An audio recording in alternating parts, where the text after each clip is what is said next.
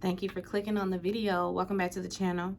This is Dahmer episode 7. So first we start off with Tracy running out of Jeffrey's apartment, running for his life. Glenda, this was the Glenda episode. Before we get started, can we just talk about Niecy Nash and her performance? That's what I love to see. I love a good performance. And these people are giving me performance. It's giving acting classes. It's giving, you know, we're one with our characters. You know, we have completely developed the character at this point. Niecy did a great job. She did an excellent job. I don't even know Miss Glenda, but I feel like you did Miss Glenda justice. I feel like you did. Anyway, Glenda, she sees Tracy out, you know, running for his life, and she steps out of her apartment, and of course she goes to, you know, and tries to peek and see, you know, through the peephole of Jeffrey's apartment, and he kind of like comes and peeks himself, and you know, it startles her, and she jumps back and goes back to her apartment. When she she's about to get on the phone and call the police, but she looks out the window and she sees that they're about to arrest Jeffrey. She overhears that, and she's out there, you know, steps out of her apartment demanding to know what he did, what was going on. You know, we saw this scene. How many did you find? I told y'all what was going on, and nobody listened to me. Nobody heard me. Nobody was trying to hear none of it. And you too late. Y'all are too damn late. Too late. No, that's right, Niecy. I would have been around there moving furniture around because the way that they ignored her at every turn, absolutely not. When they take him out in handcuffs, like I said, she's screaming at the police for their you know, gross negligence and how they just completely dropped the ball. They got the nerve. Okay, go in your apartment. Shh. None of that. She about to jump on him. And listen, and I don't blame her. Especially when they come dragging. Well, they ain't have to bring him out dragging, but you know, when they walked Jeffrey out of the apartment, I know she wanted to jump on him too. Anyway, but she's beside herself. Like, she is angry, and rightfully so. Rightfully, because y'all are too late to be trying to come up and arrest somebody now. And he got bodies on bodies on bodies that y'all are finna be lifting up out of there. Bodies over there at his daddy house, at his grandmama house. And all because y'all didn't want to listen to her. Y'all didn't want to hear nothing she had to say. Anyway, Glenda, she in her apartment. And, of course, they come telling her that she got to evacuate the building. And, of course, she's like, how many did y'all find in there? He don't tell her. They just, you know, tell her to pack her stuff. Anyway, the task force, they working on the case. They're comparing notes, you know, whatever. I guess this is the captain, the chief, whoever he is. He's talking to the mayor. And he tells him that, you know, 2 of the officers actually had returned a victim back to Jeffrey. Captain is like, they ain't listening to that. There's this woman, Glenda Cleveland, that they just completely ignored. You know, she tried to intervene and save the boy, and they ignored her. The mayor asked, you know, do you intend on punishing these officers? Like, you know about it, but what you gonna do about it? Are you gonna punish him? Because you're gonna have to give the public something. He said they're gonna do a little suspension. A suspension? And I mean suspension without pay. I'm talking, let's cut some pension. Let's really make an example.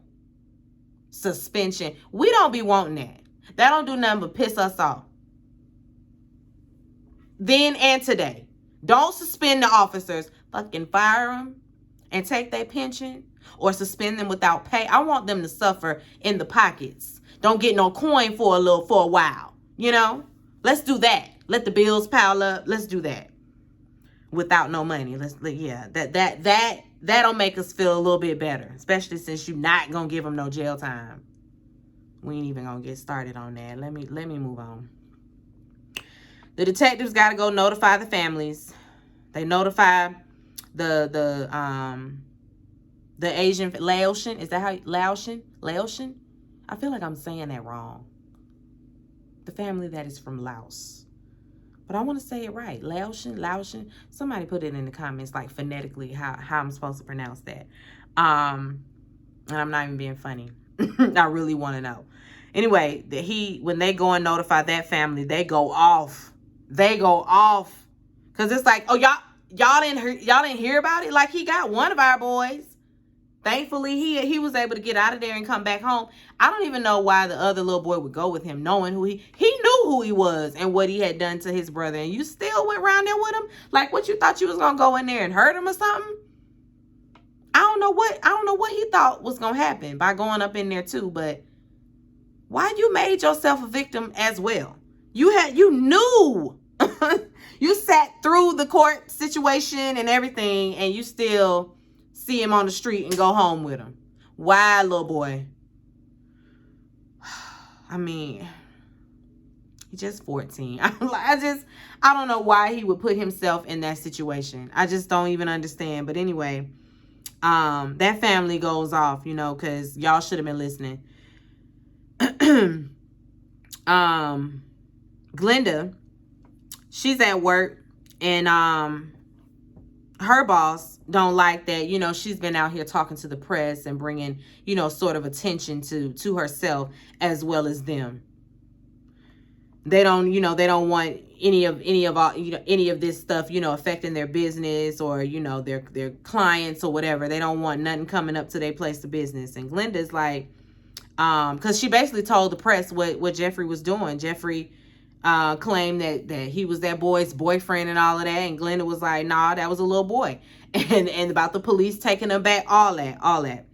And she called the police over and over and over. Nobody did anything. They just kept telling her that they was gonna handle it. Then her boss keep talking about their reputation and all of that, and she has the nerve to say, the other ladies have been complaining. You've been crying. The other ladies have been complaining about your crying. I would have flipped the table. That was some microaggression bullshit right there. Also, you and the other Karens in the office have a problem with my black tears, because I shouldn't be showing any emotion after what I just been through. It's y'all too, ladies at the job who don't want to see her crying. Bring her a tissue. See what's going on. Talking about their reputation. Fuck the reputation. F all y'all. I done got mad. All over again. Just done got mad. Anyway. Then this hoe had a nerve to ask about Jeffrey. So, have you ever seen any of the zombies? Girl, what? Glenda just go to the bathroom and cry, because now that's what she got to cry, in the bathroom. Don't cry, Glenda. Slap her. Jesse Jackson is involved now. He is showing up to the scene. He and a colleague of his. Colleague don't feel like this our fight. Colleagues say, I can see the stuff that's going on. The girl, what was her name? I can't think of the little girl that was murdered by that Asian woman in California over orange juice that she was about to buy. Don't get me started on that either, because yes, that's something to be enraged about too. But this is too, Mr. Man. Don't do that. He tried to play it like, those are the gays. That's not really our issue. It's black folks. So yes, it's our issue. That's what the Reverend, that's what the Reverend was saying. No, it's our fight. It's absolutely our fight.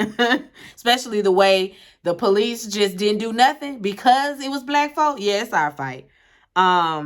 He targeted black and brown people because he knew he could get away with it. Don't play with me. Jesse is going to call out the bullshit, and that's just what it is. Jesse, they sitting down with the mayor, and, we want swift justice, all that. The chief of police says that, I'm worried that your presence is going to kind of agitate the people, Jesse like, oh, I'm here to agitate. I'm absolutely here to agitate. I'm sorry. I don't know what you thought I was here for, but yeah, I'm here to agitate. I know the city's on edge, and I'm here to agitate them. I'm a civil rights leader, I got to come and shine light on all this. Got to. The black and brown people are tired. They're angry. Jesse says, like I said, he came to make the people uncomfortable. He came to hold y'all accountable. So, like it or not, he's staying. We gonna get to the bottom of it. And you're not getting rid of me. I'm not going nowhere. He asked him if he spoke to Glenda yet. And they still ain't called Glenda. Still. Jesse say, don't even worry about it. I'm gonna go around there. I'll go talk to her. Since y'all won't go see about her, I'll go over there. He goes and he shows up at her door.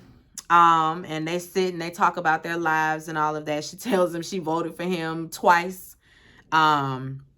Jesse gets to the point, why he's here and everything. He said he read her interview and what the police did was inexcusable. And the police don't care. It seems like they don't care about the black lives. That's, we know. Still, Jesse, still. In 2022, they still don't give a damn.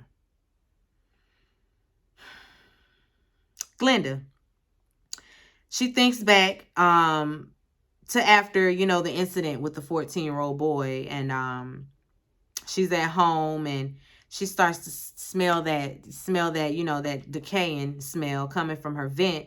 And it almost makes her throw up. It's almost like, when the air cuts on, it really gets it rolling. She's at home and, she goes to the door and it's Jeffrey. She goes to Jeffrey's door, talking about the smell. Like, what is that? You got a smell coming from your apartment. And he's like, oh, I was cooking. I was cooking my meat a new way. And I'm sorry about the smell. Talking about it was barbecue. Barbecue in the apartment? Where was you barbecuing at, Jeffrey? Where? It ain't no balconies. So where?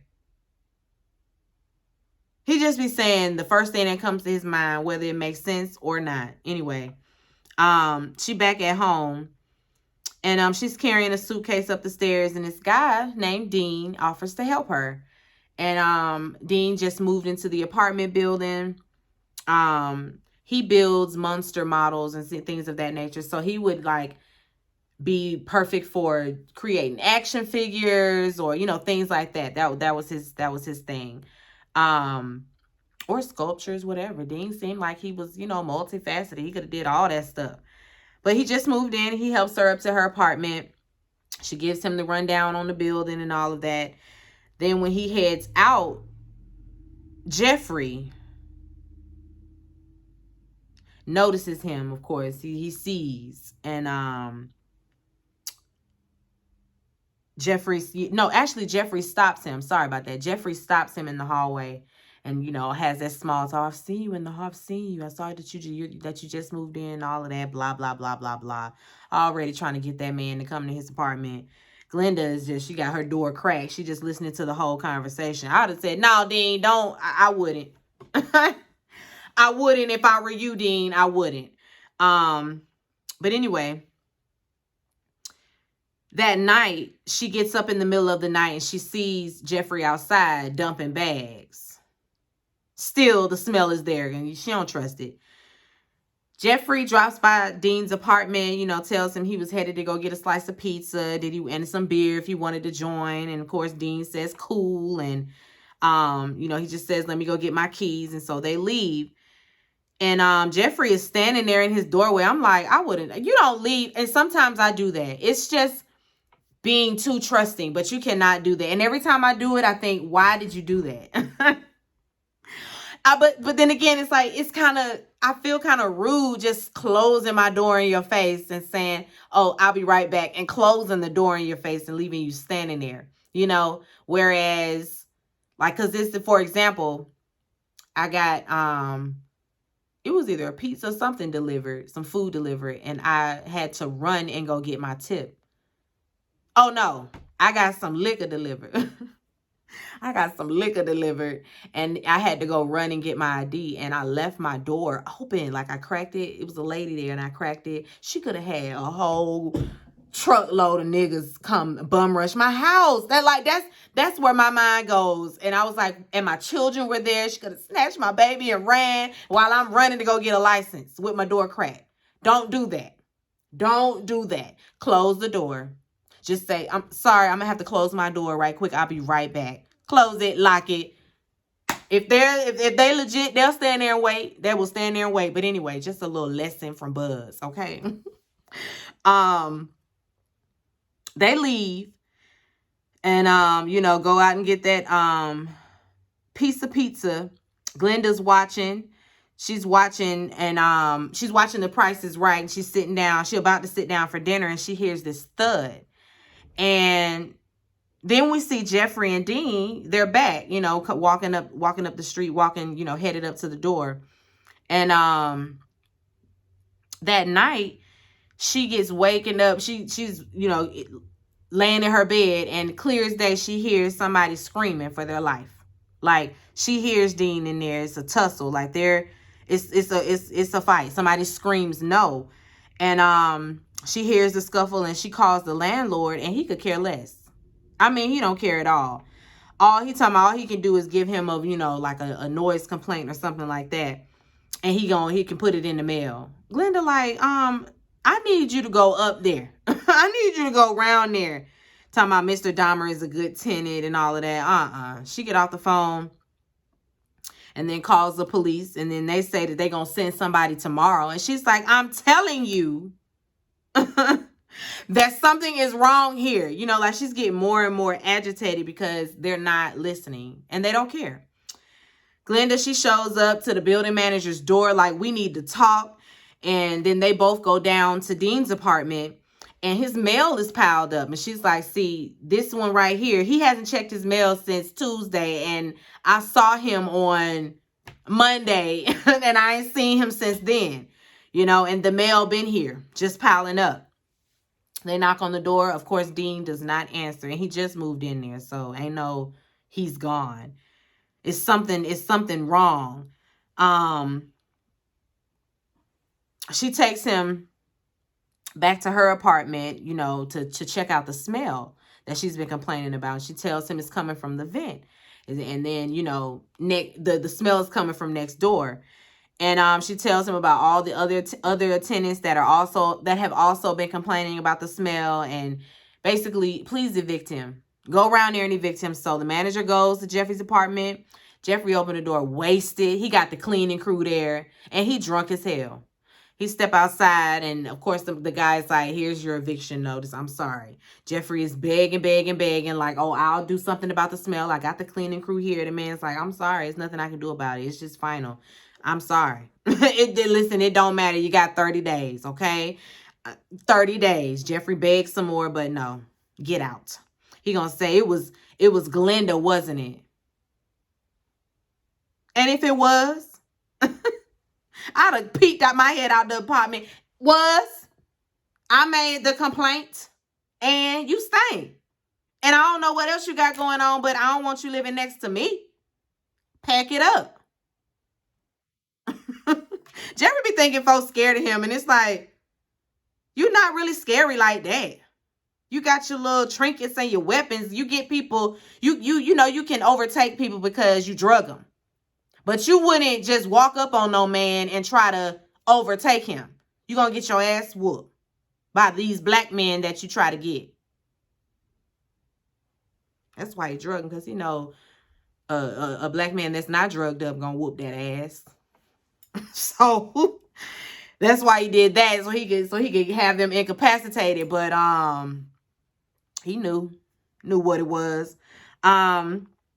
Cause when Ron stepped to him, he didn't do nothing, and he was taller than Ron, but Ron probably still would have whooped that ass right outside that club. Anyway, Glenda, she home chilling. Jeffrey done stopped by her apartment to apologize. He has a plate with a sandwich on it. It's, wrapped in foil, and he's like, can you I just want to check out the smell. I had the cleaning crew come, and I just want to check out the complaint. I want to make sure that the smell is gone. So she lets him inside. And he wants to come in, and he sits down or whatever, and he's like, see, it doesn't really smell like that anymore. It's not really stinking up the place now. And got the plate, talking about it's your present. Because she's like, what's that? Oh, it's your present. My present? I'm weirded out right away. A sandwich, a present? No. Mm-mm. And the way you're even presenting this present, I'm weirded out. She like, what is it? And he sit down. He waiting for her to come sit down with him. And he's like, are you scared of me? She's like, oh, I ain't scared of you. I'm going to sit down with you, but it ain't going to change nothing. It's not changing anything. You are getting evicted. And that ain't even my problem. Jeffrey says that he's just trying to make peace. You know, he wants her to open her gift. And we open it, of course, and it's a sandwich. And she's like, thank you, I'll eat it later. And he says, no, eat it now. I used to be a butcher. I made it especially for you. Eat the sandwich. And she's like, what's in it? Oh, just some meat. What kind of meat? Just a kind of like a pulled pork. Kind of like a sir, no. Glenda's like, I'm not eating that. Eat it. I made it for you. I'm not eating no sandwich that my neighbor made for me and his house over there smelling like a old dead raccoon's ass. I'm not eating that. And then he tried to get a little forceful again. Eat it, because I made it for you. I don't give a I'm not eating this trash. I don't know what this is. He really thought he was, sir, just get out, okay? just get out my house. He gonna tell her that she's like his mom and his grandmother, always telling on him for doing something he didn't do. Take the complaint back, all that. She like, okay, I'll take the complaint back if you tell me where Dean is.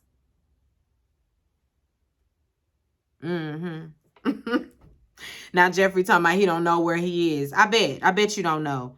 Cause she want to know. She started asking questions. What you doing there? You know, the sawing, all that, the loud screams at night. He gonna say, oh, I have nightmares sometimes. I bet. Always an excuse. Always. He thinks quickly on his toes, I guess. I don't know.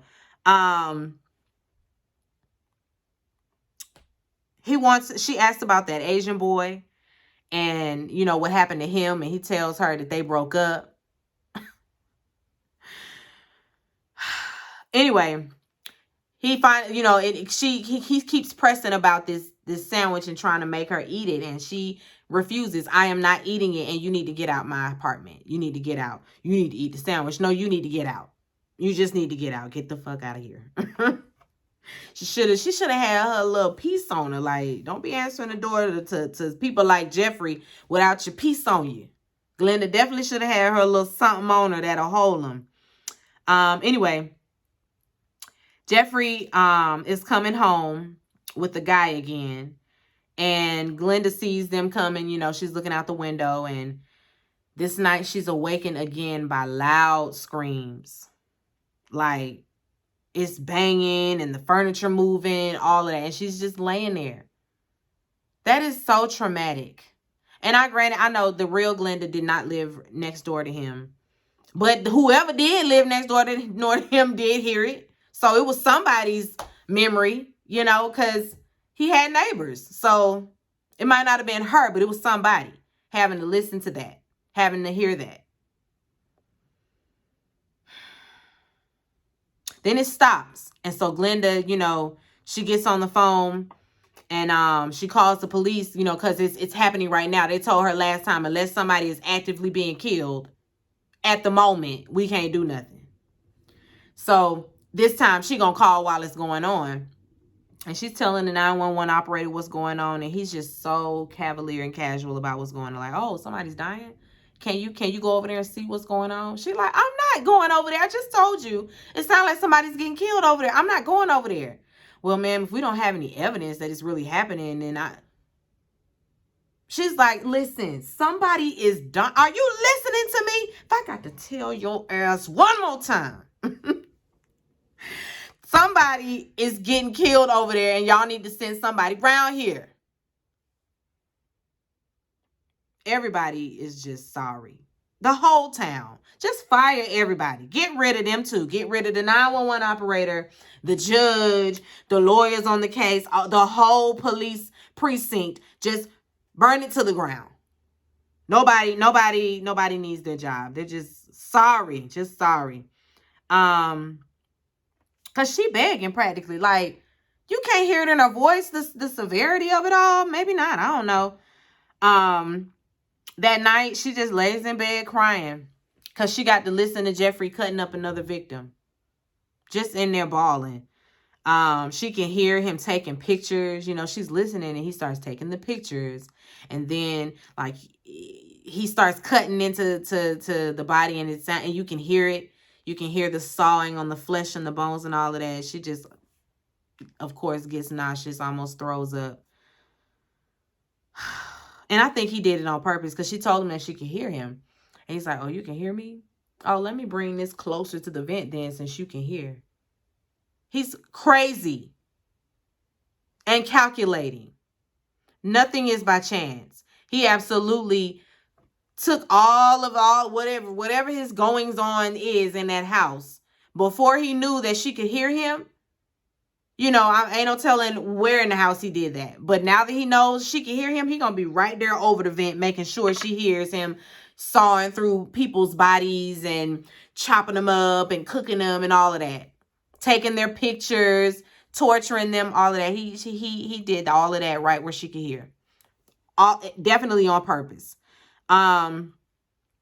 Anyway, we see that she was telling all of this to Jesse. And, you know, she knew he was a monster and nobody heard her. She knew. Jesse is like, I hear you. And now a lot of other people have too. Tells her that the officers, you know, they're going to be suspended, you know, for their gross negligence. And it's a step in the right direction. You know, your voice is going to make a difference. And she just falls into his arms and weeps because finally they're listening to her. Finally, somebody takes her serious. Finally, somebody hears her cries. Finally. And that's where we end. I'm a little bit worried we ain't gonna see Jeffrey get killed by that man in jail. Is that bad that I really want that to be in episode 10? Like, let's not leave that part out. Let's not leave that out. But I feel like they're gonna leave it out. Let's not, though. Let's not at least write it in there. After that, he went to prison and then somebody in there committed, you know, they did their civic duty and took him out for us all. Now it can go off. Let me get off of here. I got one more review to do. I'm gonna do Love and Marriage Huntsville. And then I'm gonna edit and all that good stuff. But we're gonna wrap up Dahmer this week. We're gonna wrap it up this week. I hope you guys are enjoying it.